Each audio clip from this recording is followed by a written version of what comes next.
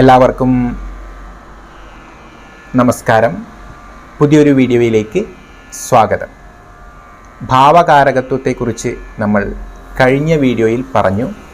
ഈ വീഡിയോയിൽ നമ്മൾ ഭാവങ്ങളും രാശികളും ഗ്രഹങ്ങളുമായി ബന്ധപ്പെട്ട് കുറച്ച് കാര്യങ്ങൾ പഠിക്കുകയാണ്. ഇവിടെ നമ്മൾ ഫലം പറയുമ്പോൾ പ്രയോജനപ്പെടുത്തുന്ന കുറച്ച് കാര്യങ്ങളിൽ ഒന്ന് രാശികളാണ്. അത് കഴിഞ്ഞ് ഭാവങ്ങൾ, ഭാവാധിപന്മാർ, ഗ്രഹങ്ങൾ, കാരകൻ എന്നുള്ള രീതിയിൽ ഗ്രഹങ്ങളെ ഉപയോഗിക്കാറുണ്ട്. അപ്പോൾ എന്താണ് ഈ 4 കാര്യങ്ങളും തമ്മിലുള്ള കൃത്യമായിട്ടുള്ള വ്യത്യാസം, അല്ലെങ്കിൽ എങ്ങനെയാണ് ഒരു ഫലത്തെ ഈ 4 കാര്യങ്ങൾ കൊണ്ട് വിശദീകരിക്കുന്നത് എന്നുള്ളതിനെ പറ്റി അല്പം ഇന്നത്തെ വീഡിയോയിൽ പറയാം. രാശികൾ എല്ലായ്പ്പോഴും ഒരു നിറം കൊടുക്കുന്ന ഒരു ഏജൻ്റായിട്ട് വേണമെങ്കിൽ കരുതാം. പശ്ചാത്തലം അല്ലെങ്കിൽ ബാക്ക്ഗ്രൗണ്ട് എന്നുള്ള രീതിയിലാണ് നമ്മളതിനെ എടുക്കേണ്ടത്. ഭാവങ്ങൾ കൊണ്ട് ജീവിതത്തിൻ്റെ വ്യത്യസ്ത ഏരിയകൾ അല്ലെങ്കിൽ മേഖലകളെ നമ്മൾക്ക് ചിന്തിക്കാം. ഉദാഹരണമായിട്ട് പറഞ്ഞാൽ, ഒരാളുടെ ലഗ്നം വൃശ്ചികൻ രാശിയാണ് എന്ന് കരുതുക. അപ്പോൾ ലഗ്നം കൊണ്ട് ചിന്തിക്കേണ്ട ജീവിതത്തിൻ്റെ ഏരിയ അല്ലെങ്കിൽ ഭാഗം ഏതാണ്? വ്യക്തിത്വം, ശരീരം, മനോഭാവം, ഇങ്ങനെയുള്ള വിഷയങ്ങളാണ് ലഗ്നം എന്ന ഭാവം കൊണ്ട് ചിന്തിക്കേണ്ടത്. അപ്പോൾ ലഗ്നം വൃശ്ചിക രാശിയാവുമ്പോൾ വൃശ്ചിക രാശി എന്തായി മാറും? ലഗ്നത്തിന് ബാക്ക്ഗ്രൗണ്ടായിട്ട് മാറും, അല്ലെങ്കിൽ നിറം കൊടുക്കുന്ന ഒരു പശ്ചാത്തലം ആയിട്ട് മാറും എന്ന് പറയാം. അതായത് വൃശ്ചിക രാശിയുടെ ഗുണഗണങ്ങൾ ആ വ്യക്തിയുടെ ലഗ്നത്തിന്, അതായത് ആ വ്യക്തിയുടെ മനോഭാവത്തിന്, സ്വഭാവത്തിന്, ശാരീരിക സവിശേഷതകൾക്ക് ഉണ്ടാകും എന്ന് പറയാം. വൃശ്ചികൻ രാശിയുടെ ഗുണങ്ങൾ നമ്മളത് പഠിച്ചിട്ടില്ല, അഡ്വാൻസ്ഡ് ആയിട്ടുള്ള ക്ലാസ്സുകളിൽ പഠിക്കും. എങ്കിലും അറിഞ്ഞിരിക്കുക, വൃശ്ചികത്തിൻ്റെ എന്തൊക്കെ ഗുണങ്ങളായിട്ടുണ്ടോ അതൊക്കെ ലഗ്നത്തിന് നമ്മൾ കൽപ്പിച്ചു കൊടുക്കണം എന്നർത്ഥം. ഇതേ വ്യക്തിയുടെ 7ാം ഭാവം എന്ന് പറയുന്നത് ഏതായിരിക്കും? ഇടവം രാശിയായിരിക്കും.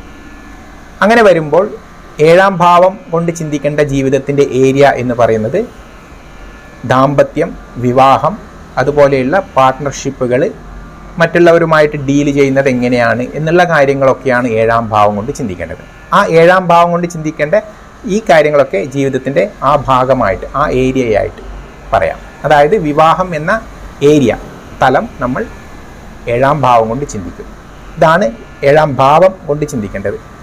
അത് ഇടവം രാശിയായിട്ട് വരുമ്പോൾ ഇടവം രാശിക്ക് പറഞ്ഞിരിക്കുന്ന ഗുണഗണങ്ങൾ ഇദ്ദേഹത്തിൻ്റെ ഭാര്യയായിട്ട് വരുന്ന വ്യക്തിക്ക് അങ്ങനെയുള്ള പശ്ചാത്തലം ഉണ്ടാകും എന്ന് പറയാം.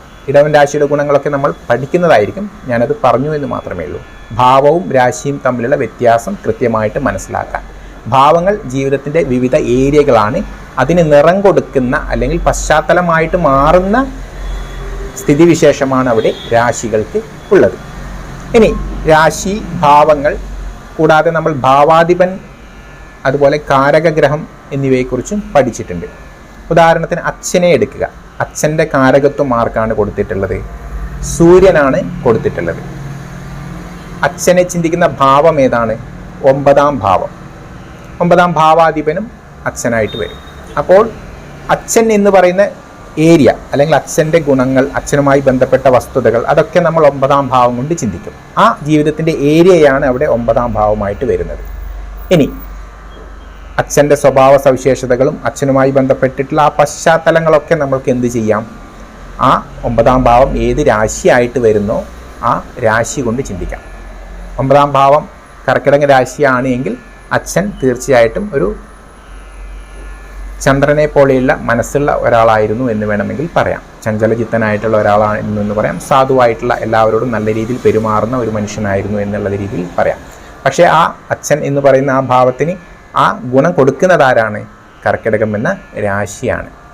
ഇനി 9ാം ഭാവാധിപനെ കൊണ്ടും സൂര്യനെ കൊണ്ടും എന്ത് ചിന്തിക്കണം?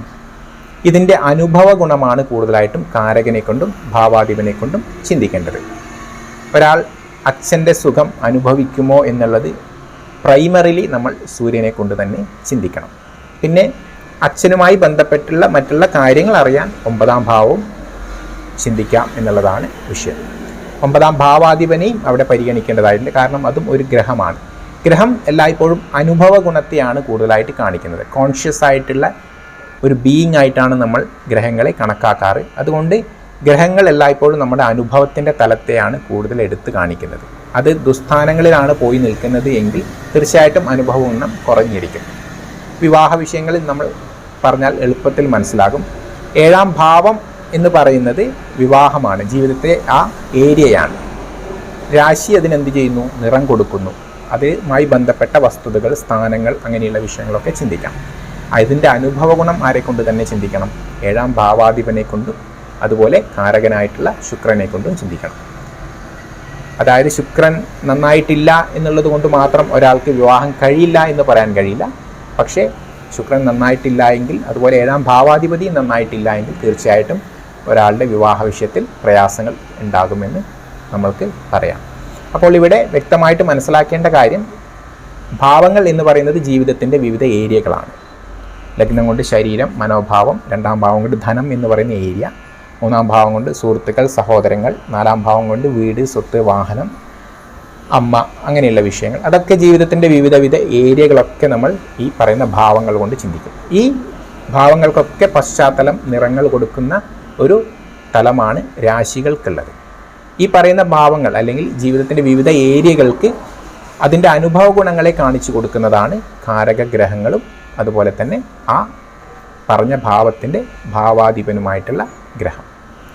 ഇത് കുറച്ച് വിഷമമുള്ള കാര്യമാണ് തുടക്കക്കാർക്ക്. എങ്കിലും ഇത് അടിസ്ഥാനപരമായിട്ടുള്ളൊരു പാഠമായതുകൊണ്ട് ഭാവം, രാശി, ഭാവാധിപൻ ഇവ എന്താണ് എന്നും എങ്ങനെ വ്യത്യാസപ്പെട്ടിരിക്കുന്നു എന്നും വളരെ കൃത്യമായിട്ട് നമ്മൾ തുടക്കത്തിലേ മനസ്സിലാക്കേണ്ടതായിട്ടുണ്ട്. സംശയങ്ങളുണ്ട് എങ്കിൽ നിങ്ങൾക്ക് ചോദിക്കാവുന്നതാണ്. യൂട്യൂബിലൂടെ നമ്മൾ ഒരു കാര്യം പറയുന്നതിന് ഒരുപാട് പരിമിതികൾ ഉണ്ട് എന്ന് അറിയാം. എങ്കിലും എന്നാൽ കഴിയുന്ന രീതിയിൽ ഞാനത് എക്സ്പ്ലെയിൻ ചെയ്തിട്ടുണ്ട്. ഉദാഹരണമായിട്ട് 7ാം ഭാവത്തെയും 10ാം ഭാവത്തെയും ഒക്കെ വെച്ചിട്ട് നമുക്ക് വീണ്ടും പറയാവുന്നതാണ്. അവസാനമായിട്ട് ഒരു ഉദാഹരണം കൂടി പറഞ്ഞുകൊണ്ട് നിർത്താം. ഉദാഹരണത്തിന് ഒരു വ്യക്തിയുടെ കർമ്മസ്ഥാനം, വൃശ്ചിക ലഗ്നക്കാരനായിട്ടുള്ള ഒരാളാണെങ്കിൽ തീർച്ചയായിട്ടും 10ാം ഭാവം എന്ന് പറയുന്നത് ചിങ്ങം രാശിയായിരിക്കും. അപ്പോൾ അദ്ദേഹത്തിൻ്റെ കർമ്മം എന്ന് പറയുന്ന ജീവിതത്തിൻ്റെ ഏരിയ എന്തുകൊണ്ട് ചിന്തിക്കണം? 10ാം ഭാവം കൊണ്ട് ചിന്തിക്കണം. അതിന് നിറം കൊടുക്കുന്നത് ആരാണ്? ചിങ്ങം രാശിയാണ്. അപ്പോൾ ചിങ്ങം രാശി, അയാൾ കർമ്മം ചെയ്യുന്ന സ്ഥാനം നമ്മൾ ചിങ്ങം രാശിയുമായിട്ട് ബന്ധപ്പെടുത്തി പറയാം. അതവിടെ ഒരു ചിങ്ങം രാശിയുടെ പശ്ചാത്തലത്തിലുള്ള സ്ഥലത്തായിരിക്കും ഇദ്ദേഹം കർമ്മം ചെയ്യുക എന്ന് പറയാം. അങ്ങനെയുള്ളൊരു പശ്ചാത്തലം എന്ന് പറയുമ്പോൾ ദേവസ്ഥാനങ്ങളും ആരാധനാലയങ്ങളും ഒക്കെയുള്ള സ്ഥലങ്ങളാവാം എന്ന് വേണമെങ്കിൽ തീർച്ചയായിട്ടും പറയാം. ഇനി കർമ്മത്തിൻ്റെ ഗുണങ്ങൾ നമ്മൾ ശനിയെക്കൊണ്ടും ആ ഭാവത്തിൻ്റെ അധിപനായിട്ടുള്ള സൂര്യനെ കൊണ്ടും ചിന്തിക്കണം. അതിൻ്റെ അനുഭവ ഗുണങ്ങൾ, ആ ഭാവാധിപൻ എവിടെ പോയിട്ട് നിൽക്കുന്നു അല്ലെങ്കിൽ ശനി എവിടെ പോയിട്ട് നിൽക്കുന്നു എന്നുള്ളതൊക്കെ നമ്മൾക്ക് ആ കർമ്മത്തിൻ്റെ ഗുണത്തെയും ദോഷത്തെയും കാണിച്ചു തരുന്നു എന്നുള്ളതാണ്. അതിൻ്റെ അനുഭവ ഗുണങ്ങൾ ഗ്രഹങ്ങളെ കൊണ്ടാണ് ചിന്തിക്കേണ്ടത്. കോൺഷ്യസ് ഫോഴ്സ്, അനുഭവം എന്ന് പറയുന്നത് നമ്മളെ ബോധത്തിൽ സംഭവിക്കുന്ന ഒന്നാണ്. ഗ്രഹങ്ങൾക്കാണ് അവിടെ ബോധതലമുള്ളത് എന്നാണ് സങ്കല്പം. അതുകൊണ്ട് അനുഭവ ഗുണം കൂടുതലായിട്ട് നമ്മൾ ആ ഭാവാധിപനെ കൊണ്ടും ഗ്രഹത്തെ കൊണ്ടും ചിന്തിക്കണം. ഏതായാലും ഈ ചെറിയൊരു വീഡിയോ ആണ് ഇന്ന് പറയാനുള്ളത്. സംശയങ്ങളുണ്ടെങ്കിൽ നിങ്ങൾക്ക് കമൻറ്റുകളായിട്ട് ചോദിക്കാവുന്നതാണ്. അടുത്ത വീഡിയോയുമായിട്ട് നമ്മൾക്ക് അടുത്ത ദിവസം കാണാം. ഏവർക്കും നന്ദി, നമസ്കാരം.